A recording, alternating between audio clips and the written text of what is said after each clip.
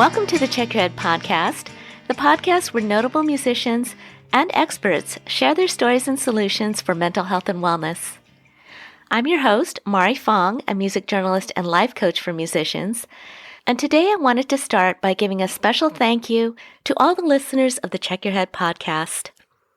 In the U.S. and around the world, we're gaining loyal listeners with every episode, and we're also appreciative of everyone who's written a review on the podcast. So if you haven't already and would like to help us grow, please take a moment to give us a review. Visit checkyourheadpodcast.com, scroll down on our homepage, and see how you can write us a review on Apple Podcasts, iTunes, or Podchaser. So again, thank you so much for being a listener and for your reviews. Now to our featured guests. Have you ever been in a bad relationship where you felt unappreciated, put down, or were fighting so much that you were constantly anxious or depressed? Our musical guest has been in that relationship and finally found his solutions to separate from toxic people, along with ways to soothe his anxiety and depression to find a better, happier life. Our musical guest today is a veteran in the metalcore scene, a band with 8 studio albums and over 4 million records sold, Grammy-nominated and considered one of the early founders of metalcore music. Our guest today is Jesse Leach, lead singer and guitarist of Killswitch Engage and Times of Grace. Jesse will not only share his solutions for mental wellness, but also a clip from The Burden of Belief, a single from the new Times of Grace album entitled Songs of Loss and Separation that dropped on July 16, 2021. Next, our featured mental health expert is an internationally recognized leader and educator on the topic of suicide, Dr. Dan Reidenberg. Dr. Dan is also the executive director of Save.org, which stands for Suicide Awareness, Voices of Education. Dr. Dan will share some of the warning signs for someone who may be at risk for suicide, and also what we can do and say that can possibly save a life. But first, let's hear Jesse Leach of Killswitch Engage and Times of Grace share his story. I want to congratulate you on this new album, Songs of Loss and Separation. It sounds really personal to you. Times of Grace, man. That record, I would have to say it's probably my best work to date, if I could be so bold to say such a thing. And potentially a good therapy for people who are suffering, because I know it was good therapy for me. For Adam and I, we were both going through a difficult time. Adam was dealing with depression, and we were both dealing with loss as well, which is really ironic that the name of the title is the same. But I was going through a pretty brutal divorce and just, realizing that you don't need somebody in your life anymore after many years of being together. So that was part of it. And unraveling and rediscovering who I was alone, that entire process is captured on this record, as well as coming out on the other side, finding a light at the end of the tunnel. Because the process of making this record was, about 1.5 years, 2 years. We really take our time with this project because it is such personal music, and we couldn't have it any other way. I don't think we could write a Times of Grace record without some sort of tragedy or something heavy to go through. And that's the beauty of this project. I'm very proud of it. And part of that is just, it's therapeutic to just let it out. And also to think that people will hopefully find something to relate to and find their own therapy through this music. Well, you said something really great, which is letting it out. And that feels good, to be honest and open and vulnerable. And oftentimes that's difficult when you're dealing with mental issues and mood disorders, because sometimes we can be embarrassed, or sometimes we feel like, gosh, I don't even feel like myself right now. I don't even want to go outside and talk with people because I could barely talk myself. But that also connects people, that honesty. Yeah, I think it's important because, I find for me, those times when I hear somebody say something I can relate to and I don't feel so alone, that's a huge thing. That's huge because it almost gives you a bit of an exhale amidst what you're going through. You're reading something or hearing somebody say, yeah, I get this. It's such a relief. And I've been through that so much. I continue to go through that. That's why for me, it's something important to share, whether or not it's comfortable to do so. Yeah, I was reading, you were saying that loneliness and disconnection of not feeling like anyone understands and then finally finding those people that do. Where did you find those people for yourself as you're going through this mental health journey? I think it all started for me as a teenager, getting into hardcore music and punk rock and eventually metal as well. Just the social misfits, especially back then in the early 90s, before the internet was all over the place. When you really, if you were disconnected, you really felt disconnected, and going to a therapist back then, that wasn't really something that was, I mean, it's still an odd thing, but it's a lot more in the public dialogue than it was back then. So if you felt like an outcast, you were pretty outcast. It's like there was no online forum. There was nothing to reach out to. And the stigma behind calling a suicide hotline is like, that's not me. I would never do that, even though at times I was suicidal. So finding punk rockers and hardcore kids and even ravers, just subcultures, kids who were into subcultures, they were the misfits. Those are the people that you could go out and have a lot of fun with and do crazy stuff with and be yourself. Be that person that doesn't fit into the norm of, Johnny and Susie high school. Like, I never got along with any of those normal type of people. I didn't get it. I wasn't into sports. I wasn't into going to dances and doing all that stuff. Like, I didn't get it. I didn't fit in. So subcultures really was my start, but I didn't develop an actual language or even admit to myself that I was having issues till probably my 30s. And that's when I started to lose it a little bit. And right around that time, I started to see people, organizations coming up. The more I dug online, the more I found. I think just learning what was going on inside of my head, having a language for it, that was the start of everything. And it's a journey that I continue to go on to this day and help me feel like I'm not alone. And I'm so not alone. There's so many of us are affected by mental illness and addiction and whatever. Yeah, absolutely true. And it's not something that normally would come up in conversation, but it's something that's so important to talk about, especially when you recognize symptoms or behaviors or words from others that can tip you off that something is not quite right. And you said that there was a turning point in your 30s. It sounds like almost forced you to look at what was going on. What was that incident or time in your life about? Yeah, in retrospect, it was definitely something that had to do with my relationship at the time that was causing anxiety. Because not all anxiety, listen, people have disorders and mental illness. We all know this. But sometimes you have outside sources that trigger those things. And I was being triggered a lot by somebody who was pretty toxic for me, somebody that just wasn't right for me. I wasn't supposed to be with that person. And the energy that person was giving off was causing me a ton of anxiety, to the point where suicide seems like an option because you're so tortured by it. You just want peace. And to get to that point where you are sort of accepting that taking yourself out would be an option, that's when you're in a rough spot. There's so many other ways I know now to cope with it or to sever relationships or to have enough self-love to just pick yourself up and move on. But when you're in the midst of a toxic or abusive relationship, it's hard to see outside of it. And I knew things were starting to unravel for me back then. And that's when I just reached out for help to friends, to people that I knew were in my community, in the hardcore and metal community, that were saying to people, it's okay to not be okay. For example, is one of the hashtags that is used for my friend Johnny and Hope for the Day. And I started to see my peers speaking up about it. So it became a necessity. And then after that necessity, I saw it as very much, something I needed to do, not just for myself, but for others. And I did that through my lyrics as well. I started to really inject mental health issues into my lyrics with Killswitch Engage and Times of Grace around that time. And since then, I've written a ton of songs. I mean, one that I've got tattooed on my arm here, I Am Broken Too, which is the anthem for letting people know that you're not alone. And initially just being forced into that situation where I was so desperate for release, so desperate to figure out what the hell was going on with me and why I was having this chronic anxiety, which led to depression, which led to suicidal thoughts and almost fantasizing about the peace that death would give me. Yeah, that's when I knew I had some real heavy issues to deal with.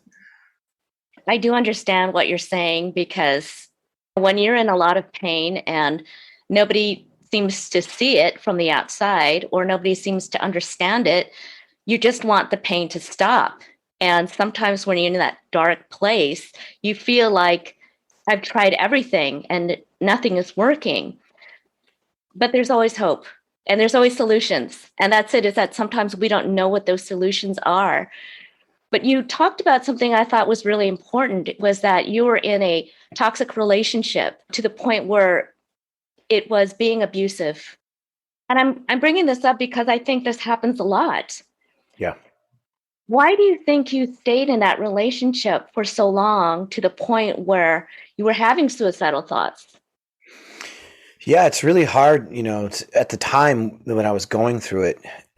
It's crazy because you have this trauma bond with this person. What you think is love, your definition of love is so warped at that point. Because for me, it was 18 years with this person. This isn't just a couple of years. This is like a half a lifetime. And the things that go on that are unhealthy, you're so used to them. So it's almost like, oh, this is what it's like to be in a marriage or a relationship. This is what happens. And I didn't speak much about that stuff. But the more I started to talk to people and the more I started to speak with other people who are in similar situations, you realize, oh, this isn't what everybody does. And then I started to see other relationships in a different light and started to realize how much work and how much pain was being caused. I think when you're abused, you're just that, you're abused. It's hard to see outside of that. And then when you finally pull out of it, you look back and, there was a good chunk of time after my separation and divorce where I was like, how did I stay that long? How? And I still can't come to grips with it. So it's really hard to answer that question, but that just goes to show you when you're abused, sometimes you don't realize how bad it is till you get out. And that's the scary part. I know people that have gotten put in the hospital by their spouses, bloody in the hospital, still making excuses for the behavior. And thankfully, with my relationship, it wasn't physical for the most part, the abuse. It was more mental, but it does a number on your head. It really messes you up. And if you already are dealing with mental illness and then you're in a relationship that's toxic with somebody who's triggering you constantly, it gets pretty dark and you get really confused. What's right, what's wrong, what's up, what's down. You forgive chronic behaviors that after so many times, it's not a mistake anymore. All those things compounded, you just get into this really fragile, strange state where I was finding excuses, using language that was very defensive when the talk of what's going on with me came up. So it's something I had to really deprogram and unravel from. And I still sift through those issues, and I still have issues with anxiety and trust issues. Like, that's still there. It's just learning how to deal with them and allowing yourself to relax a little bit and to trust and to find peace again. So it's been quite a journey, but yeah, that's a difficult question to answer. And I'm sure many people who deal with abuse would say the same thing. You're kind of just blind to it. Yeah, it reminds me of one of your songs, which is Medusa. And you say it's about an abusive, broken relationship. And one of the things you said is keeping your heart and spirit alive after feeling broken and beaten down. I know your life is different now because you just mentioned you'd have a girlfriend. Oh, yeah. How did you keep your heart and spirit alive after that separation and so many years of that? Yeah, I think my sort of survival skills started to kick in, I would say, years before the actual divorce and split up. On tour with my band, living my dream. That's something that really helped. Number one, pursuing my dreams and being out there traveling and being around my friends, seeing new things every day, change of scenery. That whole lifestyle is beautiful. It can be great for your mental health, as tough as it can be. On the flip side, if you've got a great home life and you miss your home life, if you're out there escaping something, it's pretty amazing. So that helped. And then the days off in random cities or towns or countries, I would really take my time and do what I wanted to do. So I would escape and have me time, and I would take myself out to dinner. I started to find self-love.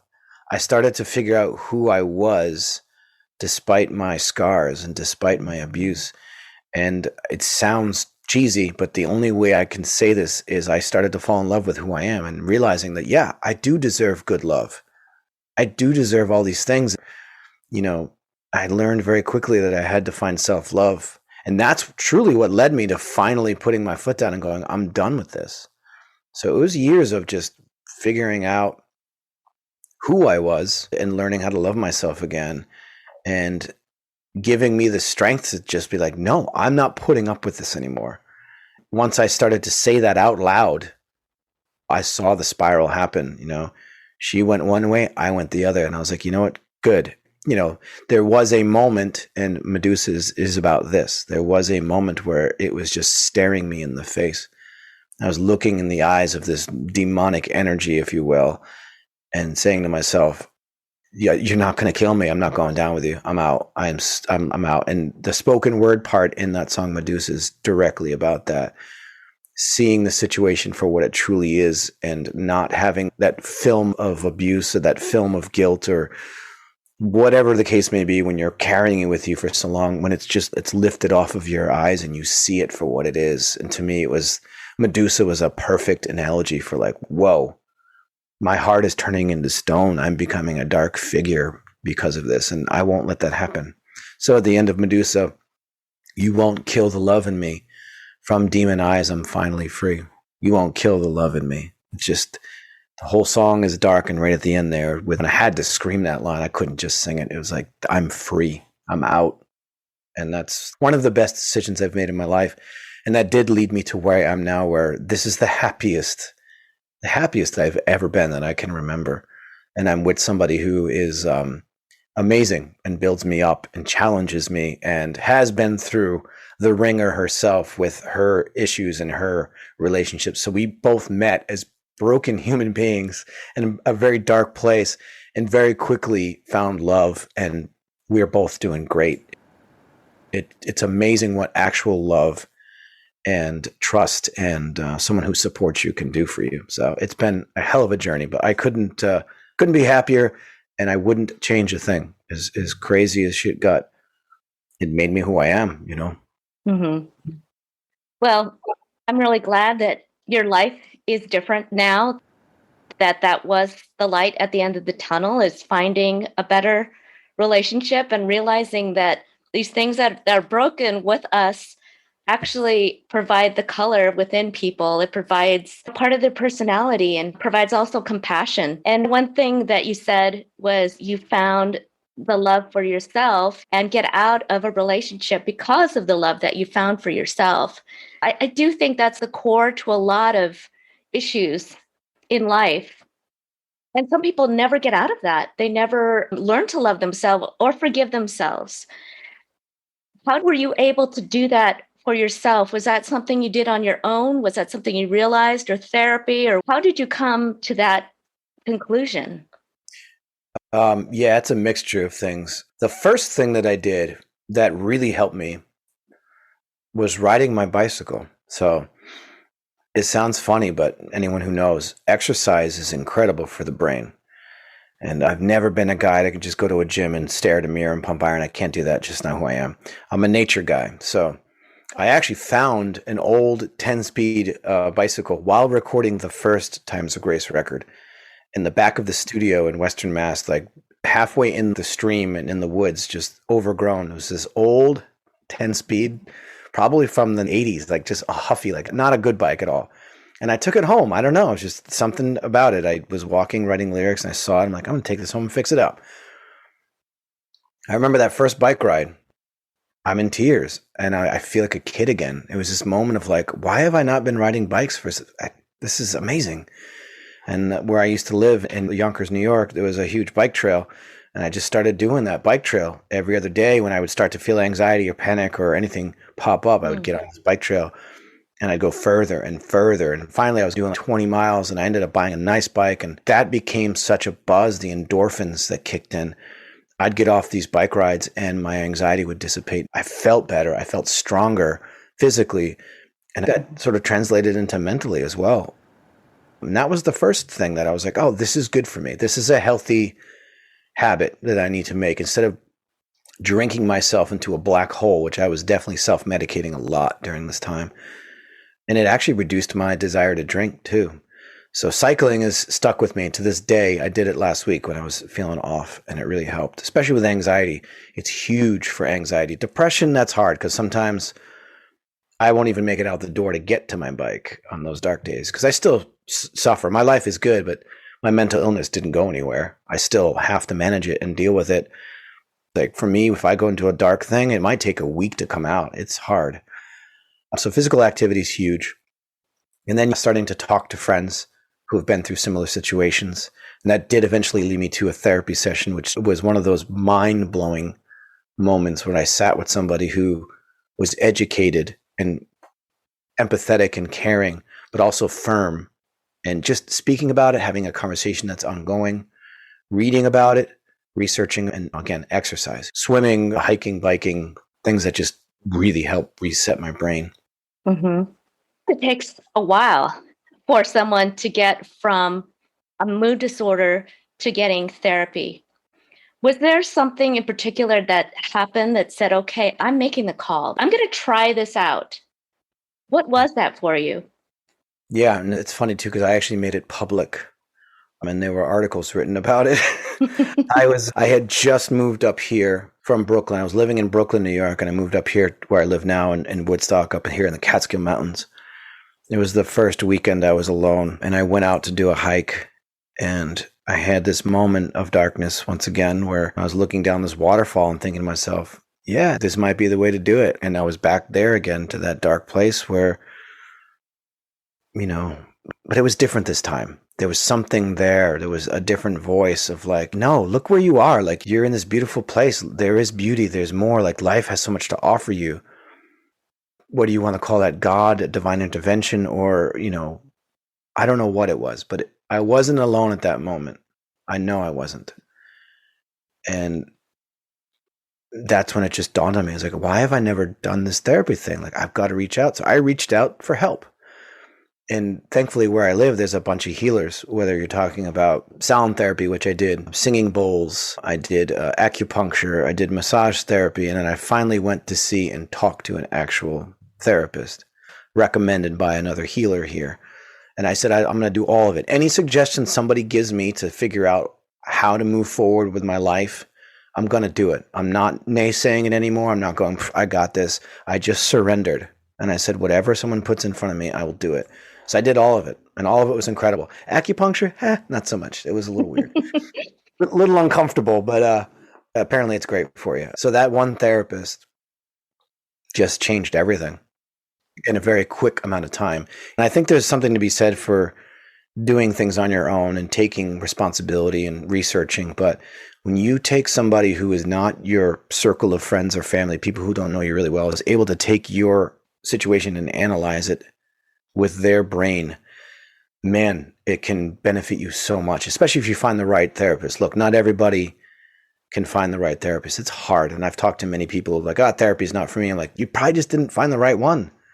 Thankfully for me, the first one was the right one, and it blew my mind. And I walked out of there sobbing for joy because I felt this relief. Somebody who validated what I went through and gave me a language, like the word abuse never entered my mouth.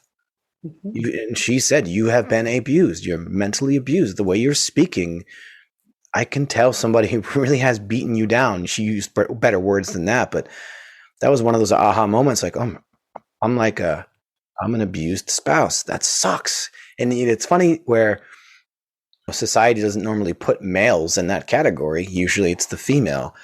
And for me, it was like, I had to own that. And I remember going online and being like, hey, I said, all my fans, I'm going away. I'm not going to be on social media, because I was super active back then. And I just announced it. And I wasn't embarrassed about it. People made fun of me. I'm sure there was snickering. I read a few articles where like, he's lost it. But the amount of people that empowered to actually go see a therapist and to say that they're not okay, it was one of those shattering moments, earth-shattering moments where I'm like, oh, I've got to do this more. I've got to keep talking about this. When I came out of the therapist's office, I was like, that's it. From now on, I call myself a mental health advocate. I'm going to talk about this. I'm going to work with organizations. When someone asks me to volunteer time, I'm going to do it. So I haven't said no to any opportunity that I've had to continue to talk about mental illness. And it's been so rewarding, not only just for my own walk, but friends and family, people that I grew up with that would reach out to me and say, hey, because of you, this is what I did. And I've been dealing with depression for 25 years. I didn't know what it was. So stuff like that, it just constantly keeps coming back around to remind me that this is important and I've got to do it. And I love to do it. It's so fulfilling. I go to bed at night thinking, at least I'm pitching in. It really helps my mental state of mind to know that I'm helping. And in turn, that helps me. It's a win-win situation. Yeah, I agree. I feel the same way. I feel very passionate about it because when you've been in a really dark place and you come out of it and you do find your solutions like you have, you want to give that to somebody else because you know how much it can hurt. You don't want anyone to go through that. I read something that I thought was interesting. You said that your grandfather probably had bipolar, but it was put under the rug. And then in high school, you started to go through some hormonal changes and we're going through high highs and some low lows. Did you ever feel like you might have been having symptoms of bipolar, or was that ever something that crossed your mind? So as far as my grandfather is concerned, I couldn't figure out why grandpa would just go into his room and watch TV for weeks. And then he'd come out and he'd put on like a summer dress because he was a funny guy. He was a champion water skier and he'd get on water skis and go around the pond where my grandparents lived with a dress on and pass out frozen Snickers bars to the kids. He was the life of the party, and then he would just disappear. Mm-hmm. So the high highs and the low lows. So I started to go through that, but when I was going through high school, the amount of drugs I was putting into my body, I wouldn't have known what was going on with me because I was self-medicating for a long time with not just marijuana and drinking, but like psychedelics, like lots of acid. So I didn't know what way it was up for a long time there. So I think that hindered my growth. But I look back on that and I don't regret any of that either because I discovered so much about myself. Bipolarism is something I've been concerned with, but I am not bipolar. And if I am, it's minor. I'm depressive and anxiety, but it does run in my family and some of my family members do have it. Self-medication is something that happens often, and also medication is something that can happen. Was there ever any trial and error for you with medication? Yeah, I briefly tried medication for depression. I just didn't like the way it made me feel, and I didn't give it more of a chance. I've got friends who, if they're not on it, it's bad. It's dangerous. And they've found the right dosage where they don't get numb. See, I was feeling numb too much, and I didn't want that at that point in my life, and now I don't numb anymore. I want to feel it. I want to work through it. I want to talk about it. For me, medication can either be something you stay on or something you're on temporarily just to get yourself right. And I think I probably could have benefited from staying on something for a small amount of time to sort of right myself, but I never did that. I think it was part of me just being stubborn and like, no, I'm going to do it on my own, which it's the long road, but I'm glad I took that. But that being said, I've got dear friends that need that medication, dealing with more severe stuff. And I've got friends who've been on it temporarily and they come off, they wean off it, and the neurons or whatever have connected differently. And that's what it is too. I've been learning so much about the pathway of neurons and how the brain works and the pathway to anxiety and what makes you spiral and triggers and all these amazing terminologies that I've been learning, especially anxiety. Anxiety to me is so complex. It's so broad, and a lot of the behaviors are based off anxiety, and I never knew that. I've got friends too who get snappy and angry, and there's a whole bunch of anger that's tied to anxiety. And I never connected those dots till even just in the past couple of years. And I have a friend of mine who always loses his mind and gets so angry, and I'm like, hey man, take it from somebody who's got it. You're dealing with anxiety. And once I gave him that language, and he was humble enough to look it up and eventually get on medication and like changed his whole world, rocked his world. Everybody knew him as this guy who was just explosive and angry and don't piss him off. And now he still has his moments, but for the most part, he's a pretty balanced guy. I have a very anxious brain. And that's what spirals me into depression as well. So the power of getting to learn the language and knowing what works for you, whether it's medication or not medication, or all those tools, like that's just so powerful. It's so powerful. It's really interesting too. I mean, we have experts come on to the podcast, and I learn something new every single time I do an interview. And my mind is blown by some of the therapies, and the research part that you're doing is so important because it's very individual for each person, what they're going through. Totally. Yeah, I agree with that 100%. And that's the beauty of talking about it. That's the beauty of being in a community of people, or being online, or having a podcast where you can continue that education and wisdom through experience and dealing with people and hearing other people's stories and having those aha moments where you're like, oh, I get it. Yeah, that's beautiful. And I love that we have that. And that's why this conversation is so important to continue and to normalize, is because it could potentially save lives. It could potentially save somebody from getting to that point where they're even thinking about suicide, because there's so many things to do. There's so many options. There's so many beautiful things that can happen to you to prevent you from getting to that place. And 99% of that is just talking about it. There are people that say, you know what, I'm going to do it in my way. I'm doing it my way. They get very stubborn about wanting to turn to a professional. And the thing with mental situations and mood disorders is that it's so complex. There's no way that someone can really have that kind of knowledge to deal with it. What do you say to somebody who says, you know what, I'm going to try it my way. I can do it after years and years of trying? How do you convince that person? That's difficult because you've got to want the help. You can't force it. But what I would say to people is, would you want to spend 10 years figuring out your issues, or maybe 2 years? The fact is, if you reach out to somebody and you're humble enough to just accept that help and give it a shot, what's the worst that could happen? You don't like your therapist and you stop, or you switch. Like, it's not that big of a deal, is it? But you could fast track this. You could truly gain so much more wisdom and reduce your suffering if you just accept some help. I think that's the bottom line with it, is how bad do you want to deal with your issues?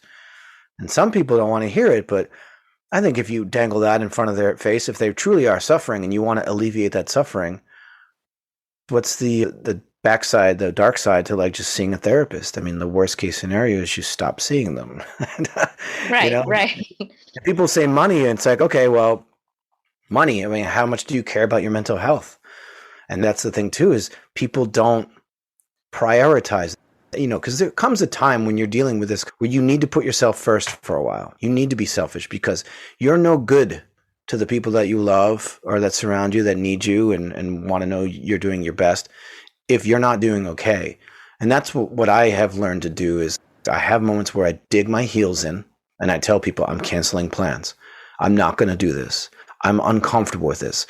And putting up those boundaries and protecting my mental well-being has been huge, because I would just say yes to everything. And I'm a people pleaser, which is part of my personality. And I'll people please to the point where it's a detriment to my mental health. And I'll start resenting people and I get angry and all these things start to happen. So once I just started to stick up for myself, and that's it. You have to prioritize it. Do you really want to get better? Do you want to navigate this?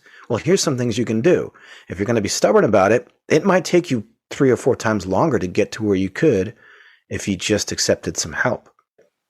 Right. And making yourself a priority by taking control. And that's the hard part too, is to take control and actually realize that, I don't want to say being manipulated, but oftentimes if we don't take control, other people's wants and needs surpass our own. And that could be detrimental to us if we're not conscious of it. Mm. One thing that was really interesting is you were talking about using mushrooms and microdosing. Is that something that you still are doing and believe in? Yeah, absolutely. I'm a firm believer in microdosing. And I always have to preface this with, obviously, some of that stuff is illegal, so you got to be careful with that. But just because it's illegal doesn't mean that it doesn't help. There's a lot of political reasons behind some of this stuff being illegal. But a mushroom that grows out of the ground that has been used for thousands of years by our ancestors for various spiritual practices. It is a beautiful and amazing tool if used properly. Microdosing, and a lot of people don't know, you're talking about very small amounts. We're not talking about seeing psychedelic images and losing yourself and freaking out. There's none of that at all.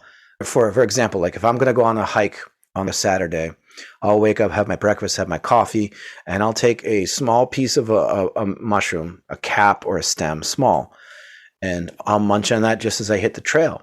And within an hour and a half or so, it's this calmness that washes over you. It's not intense at all. It's just a very calm feeling.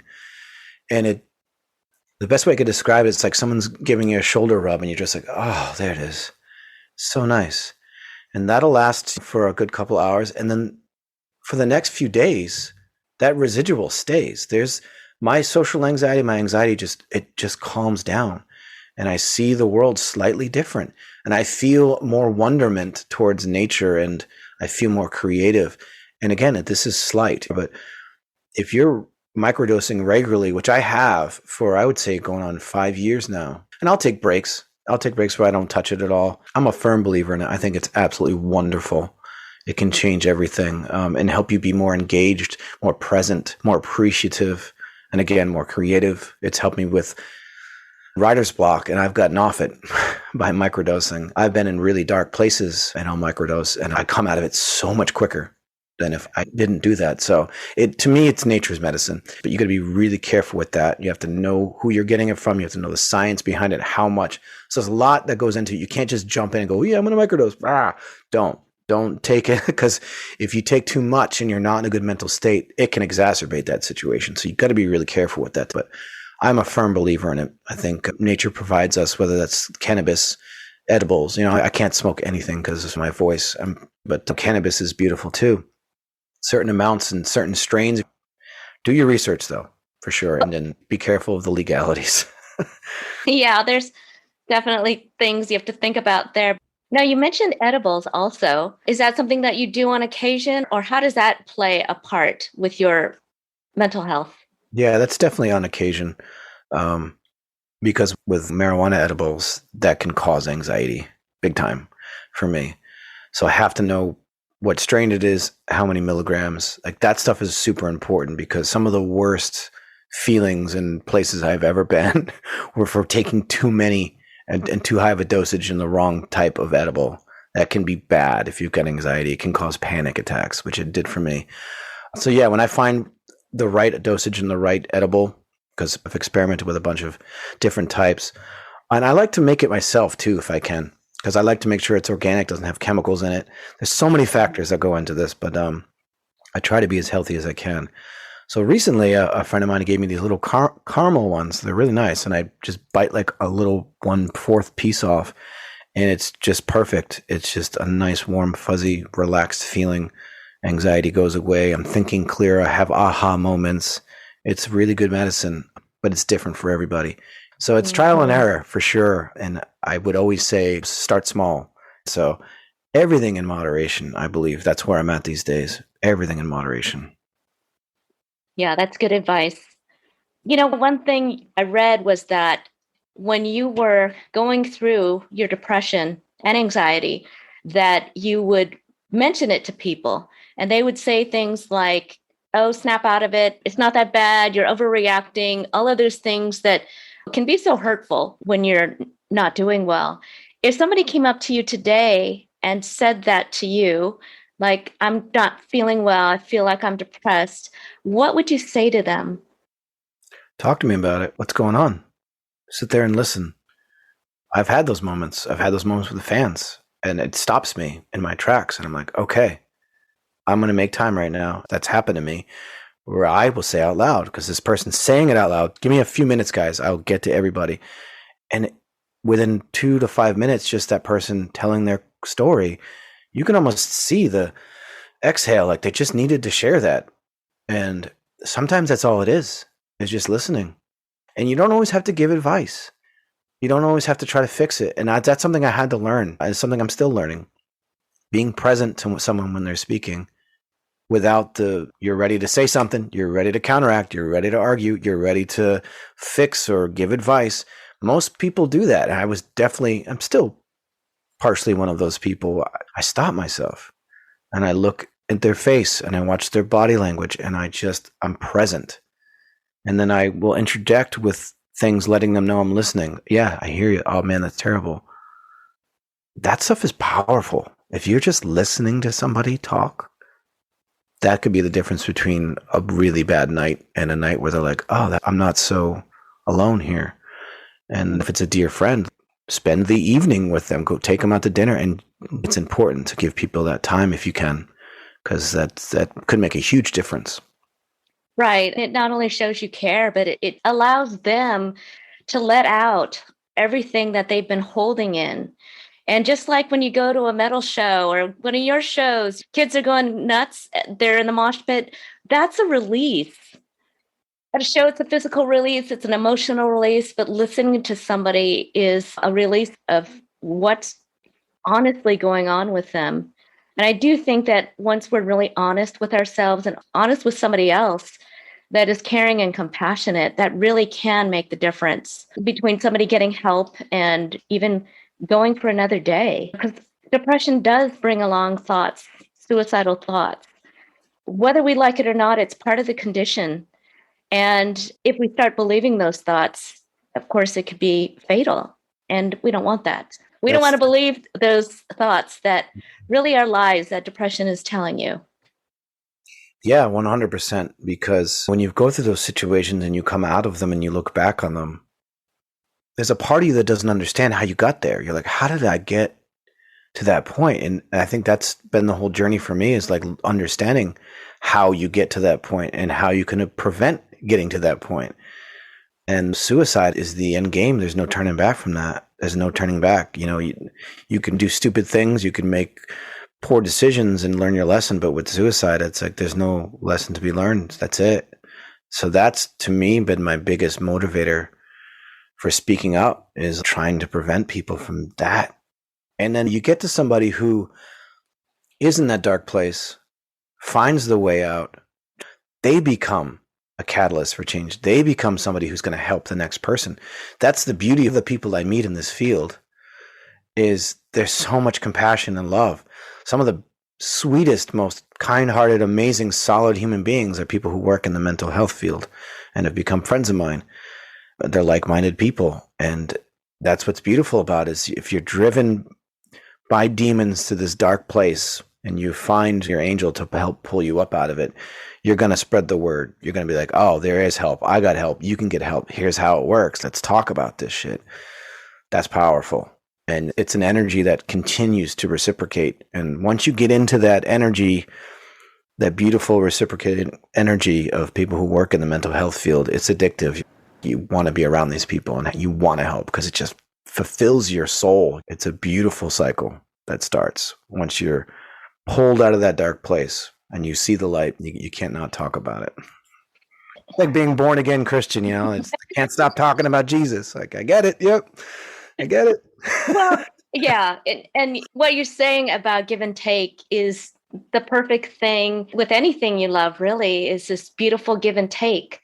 You know, giving and receiving, that can also relate to, you know, a loving partner and friendships and things like that. And there are times in our life where we thought something was a good friend or something was good for us. And it may have been at one point, but things change, people change, or things get clearer to you, you change, and people may be detrimental to us. Yeah. And to be able to recognize that and part with them. And it's hard. I think even when we part with something that is not good for us, there's grieving because it was part of our life for a long time. Yeah. And having to go through that process and come out of it and be a better person and have better experiences is really the part that makes it all worth it, right? Yeah, that and protection of yourself, you know, the whole learning to read the signs, you know, with friendships, especially new friendships, which I'm very wary when I make new friends. But when you've got people who are latching onto you that are not contributing to your friendship, I call them vampires, you know, bloodsuckers, these people who they just drain you. And I've had enough of those people in my life. And through my circle of friends where you just get to that point where you can't invest energy in that anymore. And as difficult as that is, you don't want to hurt anyone's feelings, but you just can't do it. I think a lot of people struggle with that. We all have those people in our lives that are they're not good for you. Mm-hmm. And the best thing you can do is, especially if you're suffering, is cut them off. And it sounds cruel, but man, some of the best decisions I've ever made are just deading people. Like, I don't wish you harm. I'm not angry. Just go that way. I don't need it anymore. Easier said than done, but what a crucial power move it is for your soul. You've talked a lot about your life, and I want to focus on how you are today and what makes you happy. Yeah, I was talking about this recently. Time.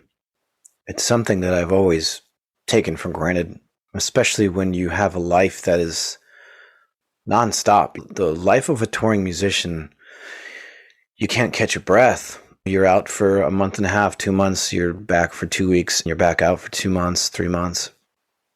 As amazing as that is to somebody who's going through it, and then people from the outside being like, you live the ideal life, rock star, I get all of it, and like, I get it, but it's tough. It's really tough. And you miss out on so many things, so many moments.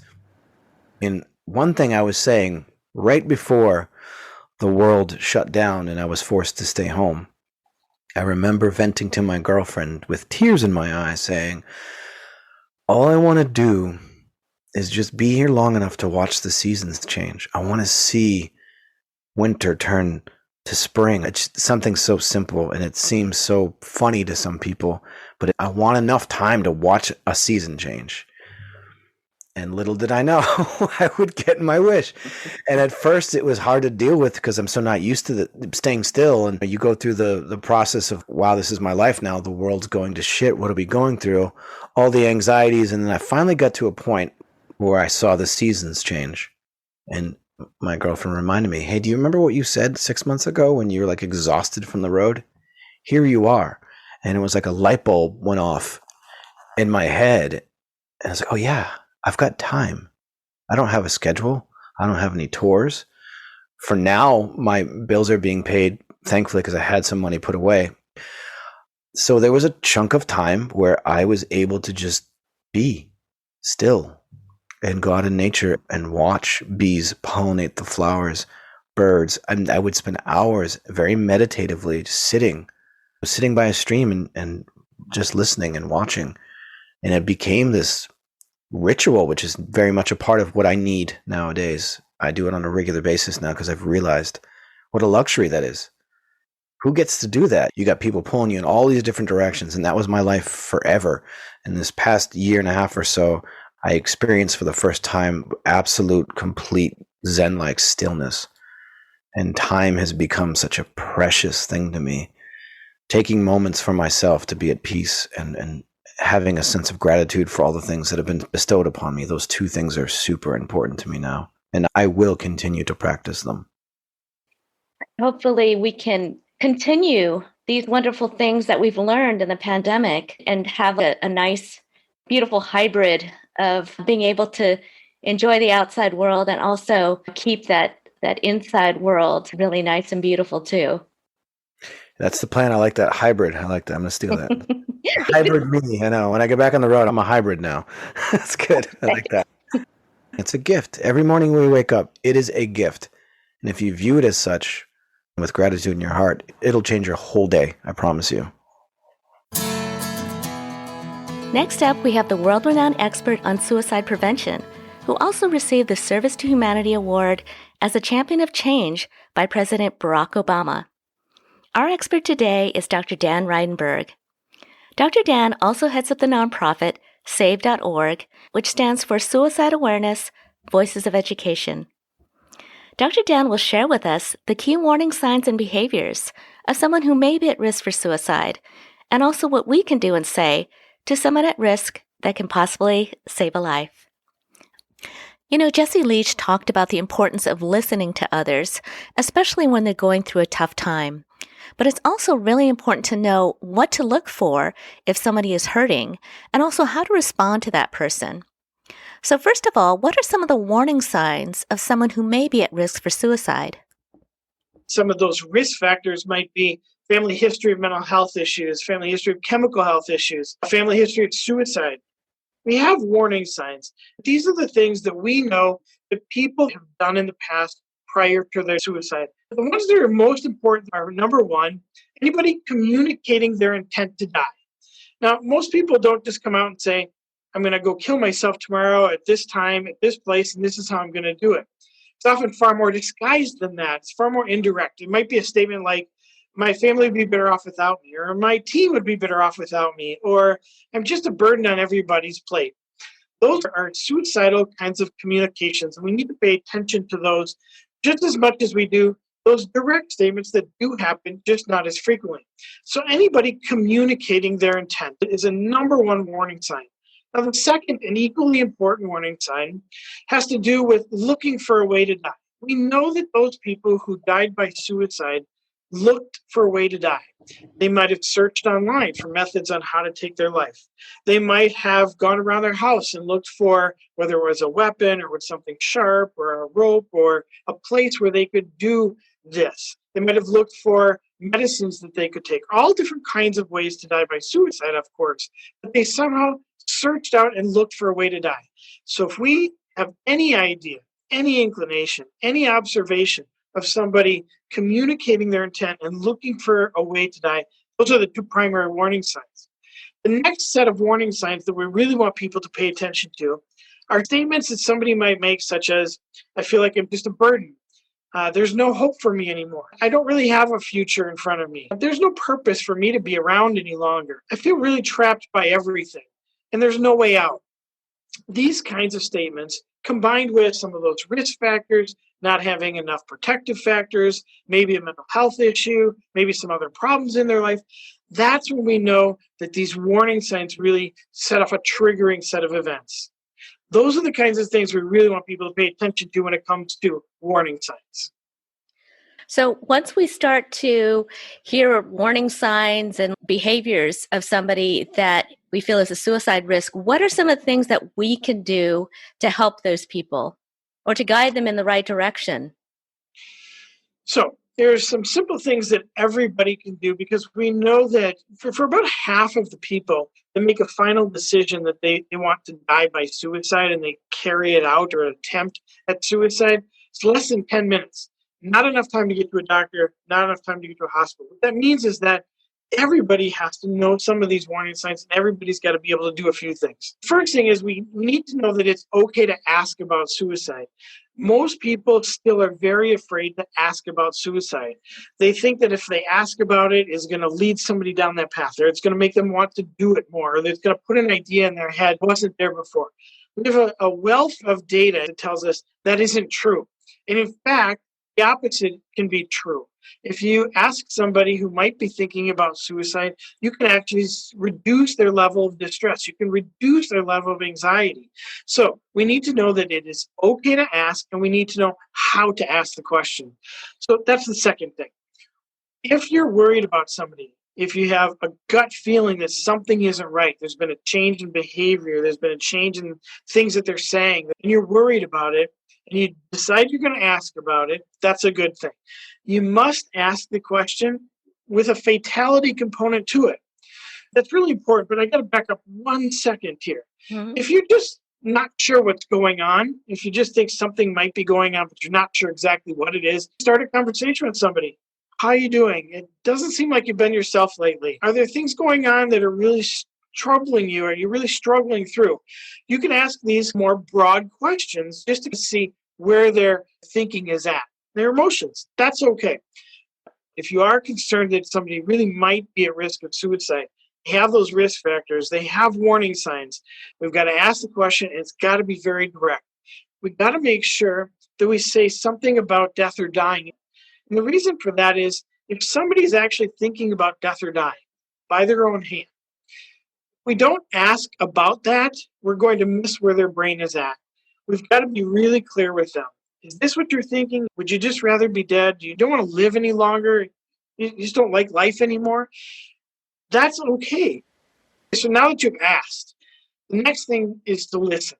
And we need to make sure that when we're listening to people, we spend more time listening than we do talking. We need to listen more. We need to listen for things like, do they think about the future? Do they have any hope for the future or hope for getting better? Have they ever been in treatment before? Has it ever worked for them? Were they compliant with treatment, taking their meds or seeing their doctors? We need to listen for, do they have specific reasons to live? I want to get to this graduation, or I want to see my kids have children, or I want to get to my wedding date or my retirement, whatever it is. Because those reasons to live are the kinds of things that we can actually use to have a conversation with them. And that can de-escalate people very quickly. We want to make sure that we're listening non-judgmentally. We don't want to judge somebody who's thinking about suicide or struggling with mental health issues. Whatever their thoughts are, whatever their feelings are, they're theirs. And we need to acknowledge them and recognize them and say, look, I may not understand what you're going through. I may not be able to feel what you're feeling right now. But that doesn't mean I don't care, and it doesn't mean I can't support you, and it doesn't mean I don't want to be here for you, because I do. So we want to listen. We want to make sure that we reflect that back to them, and then we want to respond to them. We want to make sure that they know that we're going to be there to support them. We want to make sure that they know that there's resources out there, the ones that you mentioned, the ones that are on your website. Those are the kinds of things we want to give to somebody who has that tunnel vision, that doesn't know that there are alternatives and options. The more we can give that to someone who's struggling, the more they're going to believe in us, and the more that they're going to want to have a conversation with us. Now, one more thing that's really important here. If you're having a conversation with someone and they're really struggling, and they may say, I've thought about it. I wouldn't ever do it, but I've thought about it. And they're talking about suicide, make sure you don't leave them alone. We know that if you leave somebody alone that just discloses this, and you say, okay, this is really important, you and I need to talk about this, let's meet in an hour, let's meet in 2 hours. Tragically, sometimes that 2 hours is too late.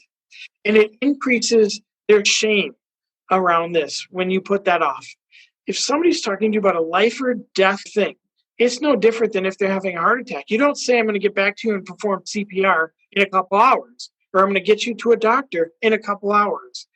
We shouldn't do that here either. We need to be ready to say, look, if that's what you're thinking about, we need to talk to somebody else right now. Let's get you to a professional. Let's get you connected to somebody. I'm not going to leave you alone until we know that everything's going to be safe.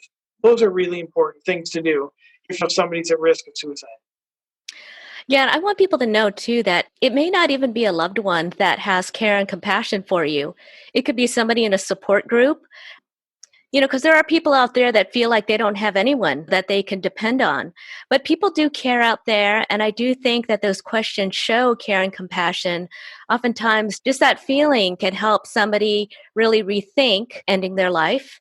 The other thing is depression. As an example, other mood disorders as well. One of the symptoms, it can be fixating on suicide as part of the disorder. So if somebody is going through that and is scared that they're thinking this way, it's part of the disorder. Once you're back into balance, you may not have those thoughts anymore. That's exactly right.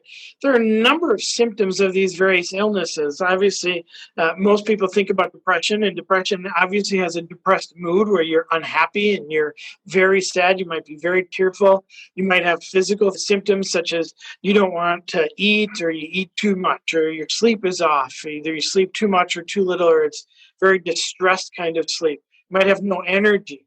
You might have no drive, no interest in anything any longer. But you're exactly right. Some people that live with depression do think about suicide. It is one of the symptoms of it. Not everybody does, but some people do. So we need to make sure that when we're talking to somebody who's in any way struggling with a mental health issue, we want to check things out. We want to make sure we're asking the right questions and keeping people safe and getting them through the crisis. And most of the time, it is true that anybody can be a support system. So, Dr. Dan, is there anything else that you would like to say about save.org or about suicide prevention? We know that suicide is a preventable death.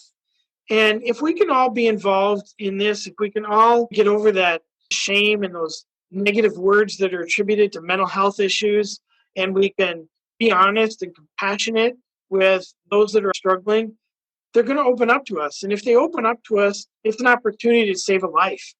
Anytime we can do that, make that connection and save somebody's life, we know it has ripple effects, not just for that person and their family and their work or their school, their friends, their community, the world. It changes the world when somebody stays alive.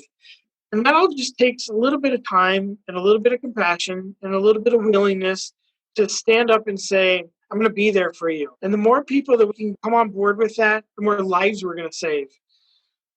So we all have a part in this, and we all have an opportunity to save lives. And you're doing this and bringing this to light really does make a difference. And so I'm grateful for you and your words and the Check Your Head podcast. And I hope everybody that's out there hears this says, if I can do one thing and save somebody's life today, I'm going to do that.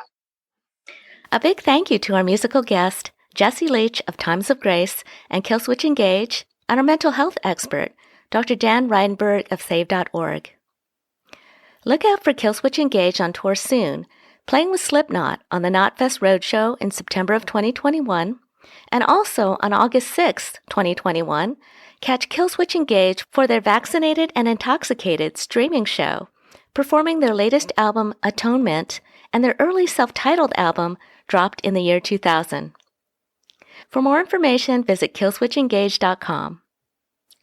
For more information on Times of Grace and to purchase their new album, Songs of Loss and Separation, visit timesofgraceband.com. We'll also be playing a clip of Times of Grace's single, The Burden of Belief, soon, so stay tuned for that. For more information on Dr. Dan Reidenberg and his nonprofit Suicide Awareness Voices of Education, visit save.org. So until next time, be brave, ask for help, and be persistent in finding the mental help that you need. So I set myself free,